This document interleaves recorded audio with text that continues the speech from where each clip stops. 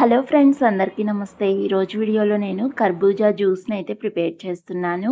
ముందుగా దీనికోసం అయితే కర్బూజా పండునైతే తీసుకొని ఇలాగా చాకుతోటైతే నిలువుగా కట్ చేసుకునేసి దీని లోపల ఉన్న విత్తనాలను అయితే వేరొక ప్లేట్‌లోకి అయితే తీసుకుంటున్నాను.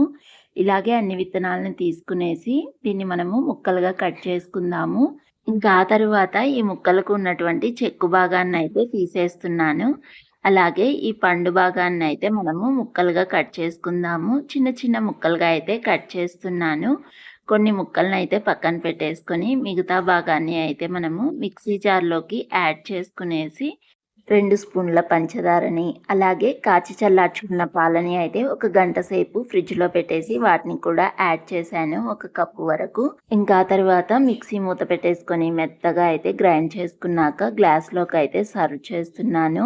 ఇలాగ గ్లాస్‌లోకి అయితే వేసుకున్న తర్వాత దీనిలోకి మనం ఆల్రెడీ పక్కన తీసి పెట్టుకున్న కొన్ని చిన్న చిన్న కర్బూజా ముక్కల్ని, అలాగే ఒక గంట సేపు నానబెట్టుకున్నటువంటి సబ్జా గింజల్ని కూడా అయితే 2 స్పూన్ల వరకు యాడ్ చేస్తున్నాను. ఇప్పుడు దీనంతటిని ఒకసారి బాగా మిక్స్ చేసుకునేసి పైనుంచి కొద్దిగా డ్రై ఫ్రూట్స్‌ని యాడ్ చేసుకుంటే చల్లగా ఈ సమ్మర్‌లో మస్క్ మెలన్ జ్యూస్ రెసిపీ అయితే రెడీ అయిపోతుంది.